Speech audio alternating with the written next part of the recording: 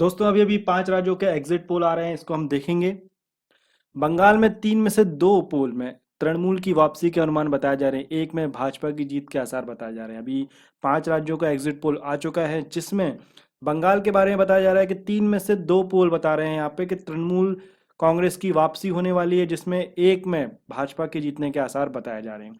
बंगाल के लिए अब तक 3 एग्जिट पोल सामने आ चुके हैं। इसमें एबीपी सी वोटर ने तृणमूल को 226 में से 158 और भाजपा को 115 सीट मिलने का अनुमान बताया है।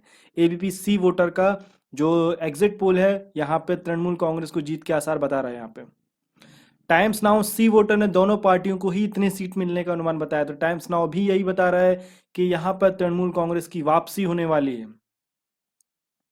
उधर रिपब्लिकन सीएनएक्स ने बंगाल में तृणमूल को 128 से लेकर 138 सीटें मिलने का अनुमान बताया है, और साथ ही साथ भाजपा प्लस मतलब भाजपा और साथ ही साथ इनका जो गठबंधन की जो पार्टी लड़ रही थी चुनाव, उसमें 138 में से 148 सीटें जीतने की बताई जा रही है। कहने का मतलब ये है कि रिपब्लिकन सीएनएक्स की तरफ से बंगाल में भाजपा की फतह होने वाली है, भाजपा जीतने वाला है इस बार, ऐसा बता रहा है रिपब्लिकन सीएनएक्स का एग्जिट पोल।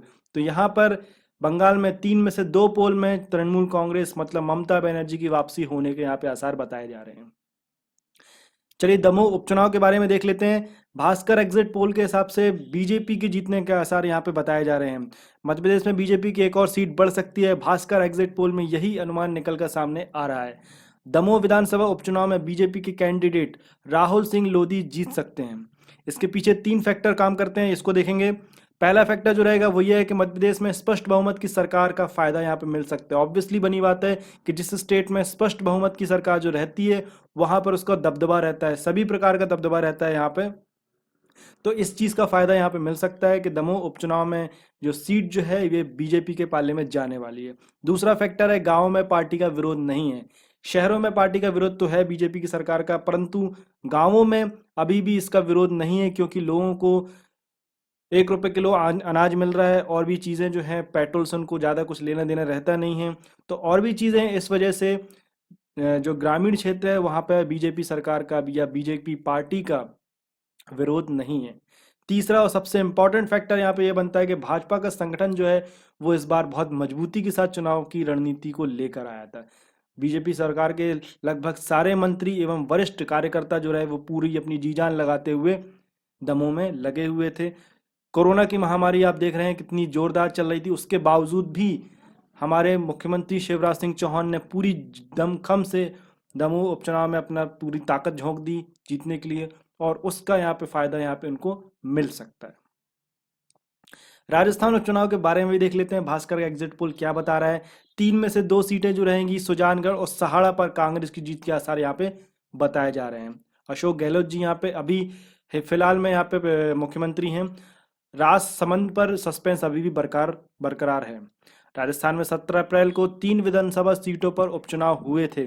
इसका रिजल्ट जो है वो 2 मई को आना है। सभी जगह का जो रिजल्ट है वो इकट्ठा रिजल्ट जो है वो 2 मई को आने वाला है।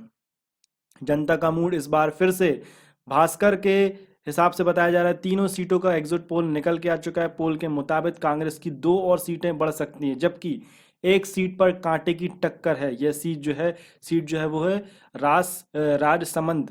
राजसमंद पर अभी भी सस्पेंस बना हुआ है कि यहाँ पे क्या होने वाला है, पर 2 सीटों के बारे में भास्कर का जो एग्जिट पोल है उसने कंफर्म बता दिया है कि राजस्थान में 2 सीटें बढ़ सकती हैं कांग्रेस की। तो यहाँ पे हमने तीनों एग्जिट पोल के बारे में देख लिया। यहाँ पे हमने बंगाल के एग्जिट पोल के बारे में देख लिया कि यहाँ पर क्या होने वाला है। यहाँ पे 2 एग्जिट पोल के हिसाब से बताया जा रहा है कि बीजेपी गवर्नमेंट हारने वाली है, या बोल सकते हैं ममता बनर्जी वापसी करने वाली है। मध्य प्रदेश में बीजेपी की गवर्नमेंट जो बनी हुई है उसी की सीटें बनने वाली है, मतलब यहाँ पे सीट जो है वो बीजेपी के पाले में जाने वाली है। राजस्थान उपचुनाव के यहाँ पे एग्जिट पोल के हिसाब से 3 में से 2 सीटें जो रहेंगी वो कांग्रेस के पाले में जाने का यहाँ पे मूड बनता हुआ दिख रहा है जनता का। तो आशा करता हूँ कि आपको मेरे द्वारा दी हुई जानकारी अच्छी लगी होगी। अगर अच्छी लगी तो प्लीज़ लाइक जरूर करिए, और कमेंट करके मुझे बताइए कि आपको ये वीडियो कैसा लगा। Thank you.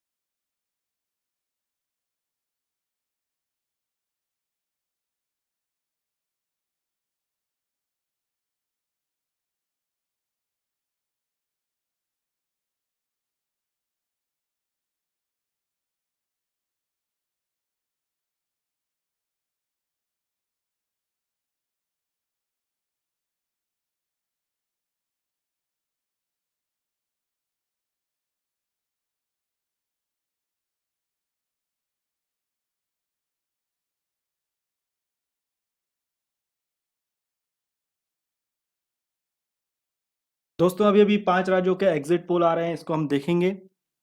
बंगाल में 3 में से 2 पोल में तृणमूल की वापसी के अनुमान बताए जा रहे हैं, एक में भाजपा की जीत के आसार बताए जा रहे हैं। अभी 5 राज्यों का एग्जिट पोल आ चुका है, जिसमें बंगाल के बारे में बताया जा रहा है कि 3 में से 2 पोल बता रहे हैं यहाँ पे कि तृणमूल कांग्रेस की वापसी होने वाली है, जिसमें एक में भाजपा के जीतने के आसार बताए जा रहे हैं। बंगाल के लिए अब तक 3 एग्जिट पोल सामने आ चुके हैं। इसमें एबीपी सी वोटर ने तृणमूल को 226 में से 158 और भाजपा को 115 सीट मिलने का अनुमान बताया है। एबीपी सी वोटर का जो एग्जिट पोल है, यहाँ पे तृणमूल कांग्रेस को जीत के आसार बता रहा है। यहाँ पे टाइम्स नाउ सी वोटर ने दोनों पार्टियों को ही इतनी सीट मिलने का अनुमान बताया, तो टाइम्स नाउ भी यही बता रहा है कि यहाँ पर तृणमूल कांग्रेस की वापसी होने वाली है। उधर रिपब्लिकन सीएनएक्स ने बंगाल में तृणमूल को 128 से लेके 138 सीटें मिलने का अनुमान बताया है, और साथ ही साथ भाजपा प्लस मतलब भाजपा और साथ ही साथ इनका जो गठबंधन की जो पार्टी लड़ रही थी चुनाव, उसमें 138 में से 148 सीटें जीतने की बताई जा रही है। कहने का मतलब ये है कि रिपब्लिकन सीएनएक्स की तरफ से बंगाल में भाजपा की फतह होने वाली है, भाजपा जीतने वाला है इस बार, ऐसा बता रहा है रिपब्लिकन सीएनएक्स का एग्जिट पोल। तो यहाँ पर बंगाल में 3 में से 2 पोल में तृणमूल कांग्रेस मतलब ममता बनर्जी की वापसी होने के यहाँ पे आसार बताए जा रहे हैं। चलिए दमोह उपचुनाव के बारे में देख लेते हैं। भास्कर एग्जिट पोल के हिसाब से बीजेपी के जीतने के आसार यहाँ पे बताए जा रहे हैं। मध्य प्रदेश में बीजेपी की एक और सीट बढ़ सकती है, भास्कर एग्जिट पोल में यही अनुमान निकल कर सामने आ रहा है। दमोह विधानसभा उपचुनाव में बीजेपी के कैंडिडेट राहुल सिंह लोधी जीत सकते हैं। इसके पीछे 3 फैक्टर काम करते हैं, इसको देखेंगे। पहला फैक्टर जो रहेगा वो ये है कि मध्य प्रदेश में स्पष्ट बहुमत की सरकार का फायदा यहाँ पे मिल सकता है। ऑब्वियसली बनी बात है कि जिस स्टेट में स्पष्ट बहुमत की सरकार जो रहती है वहां पर उसका दबदबा रहता है, सभी प्रकार का दबदबा रहता है यहाँ पे। तो इस चीज का फायदा यहाँ पे मिल सकता है कि दमोह उपचुनाव में जो सीट जो है ये बीजेपी के पाले में जाने वाली है। दूसरा फैक्टर है गाँव में पार्टी का विरोध नहीं है। शहरों में पार्टी का विरोध तो है बीजेपी की सरकार का, परंतु गांवों में अभी भी इसका विरोध नहीं है, क्योंकि लोगों को 1 रुपये किलो अनाज मिल रहा है, और भी चीज़ें जो हैं पेट्रोल से उनको ज़्यादा कुछ लेना देना रहता नहीं है। तो और भी चीज़ें इस वजह से जो ग्रामीण क्षेत्र है वहाँ पर बीजेपी सरकार का या बीजेपी पार्टी का विरोध नहीं है। तीसरा और सबसे इम्पोर्टेंट फैक्टर यहाँ पे ये बनता है कि भाजपा का संगठन जो है वो इस बार बहुत मजबूती के साथ चुनाव की रणनीति को लेकर आया था। बीजेपी सरकार के लगभग सारे मंत्री एवं वरिष्ठ कार्यकर्ता जो रहे वो पूरी अपनी जी जान लगाते हुए दमोह में लगे हुए थे। कोरोना की महामारी आप देख रहे हैं कितनी जोरदार चल रही थी, उसके बावजूद भी हमारे मुख्यमंत्री शिवराज सिंह चौहान ने पूरी दमखम से दमोह उपचुनाव में अपना पूरी ताकत झोंक दी जीतने के लिए, और उसका यहाँ पे फायदा यहाँ पे उनको मिल सकता है। राजस्थान उपचुनाव के बारे में भी देख लेते हैं, भास्कर का एग्जिट पोल क्या बता रहा है। 3 में से 2 सीटें जो रहेंगी सुजानगढ़ और सहाड़ा पर कांग्रेस की जीत के आसार यहाँ पे बताए जा रहे हैं। अशोक गहलोत जी यहाँ पे अभी फिलहाल में यहाँ पे मुख्यमंत्री हैं। राजसमंद पर सस्पेंस अभी भी बरकरार है। राजस्थान में 17 अप्रैल को 3 विधानसभा सीटों पर उपचुनाव हुए थे।